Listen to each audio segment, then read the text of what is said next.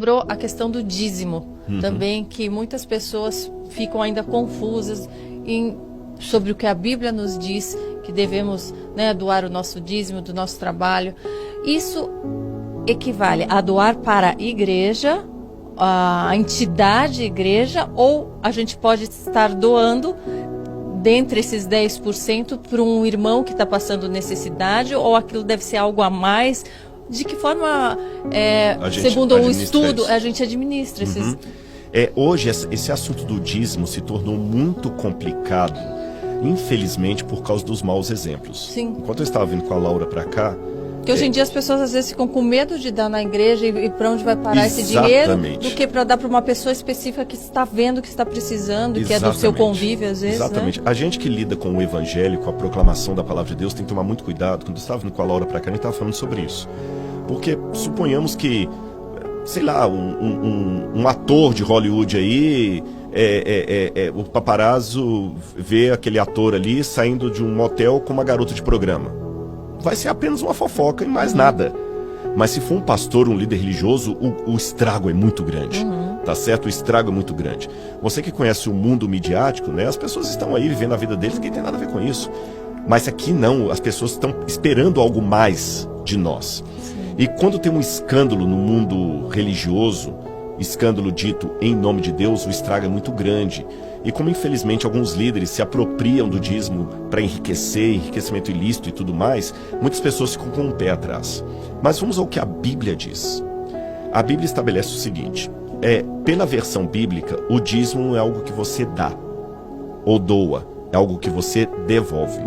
Quando Deus colocou ali Abraão, por exemplo, ele devolveu o dízimo para Melquisedeque, que ele reconheceu como um sacerdote de Deus. Então a gente vê que é uma prática que já havia antes de Moisés. Sim. E na época que as 12 tribos foram colocadas ali em Israel, Deus fez uma coisa interessante. O plano de Deus era que o povo não tivesse rei, nem líder, a não ser o próprio Deus. Então Deus colocou o seguinte, a capital de vocês será onde estiver o meu santuário. Antes de Davi conquistar Jerusalém, o santuário ficava em Siló, ou Shiló, como dizem em hebraico. E todos os anos as pessoas teriam que vir, pelo menos numa das 3 festas principais dos judeus. A Pessah, que é a Páscoa, o Shavuot, que é a festa das semanas, e o Sukkot, que é a festa das tendas. Sukkot é tendas, eu queria falar tendas, barracas, né? Então você tem ou dos tabernáculos, como dizem. A festa da Páscoa não sabemos como é. A festa das semanas, Shavuot, era o Pentecostes. E a das cabanas, ou das tendas, era uma maneira do povo sempre lembrar, quando eles passassem a morar em casas de alvenaria, que os ancestrais moraram em tendas. Uma forma de mostrar humildade. Sim. Sabe? Muito bonito isso. Então essas 3 festas o povo tinha que peregrinar até o santuário em Shiló. E o santuário devia funcionar continuamente para lembrar as 12 tribos quem eles são, a quem eles pertencem, qual é o Deus de Israel e o significado mais bonito, que era o evangelho em símbolos. Agora, como é que esse santuário deveria funcionar?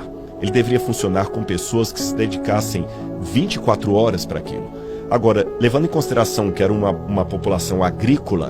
Como que iriam se manter, né, ali? Exatamente, você tem guerra, você tem que mandar o filho para a guerra, você tem que colocar pessoas para te proteger, você tem que plantar e colher, isso toma muito tempo.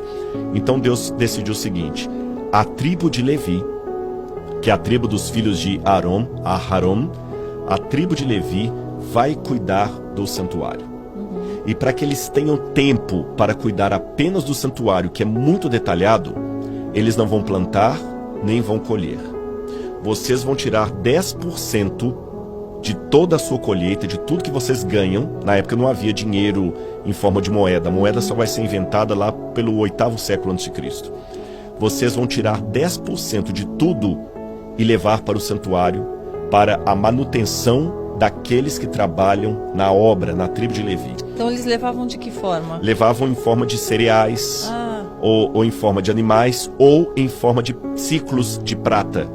Quando alguém vendia, porque os ciclos de prata eram pedaços de prata que pesavam numa balança, Então é como se eu falasse assim: ah, Karina, eu quero comprar esse tipo óculos. o quilo do ouro. Que Exatamente, já, Quanto que custa esse sofá? Esse sofá aqui custa 300 gramas de prata. Aí eu pego 300 gramas de prata e te dou pedaços de prata. Depois inventaram a moeda. Então as pessoas deveriam levar para manutenção.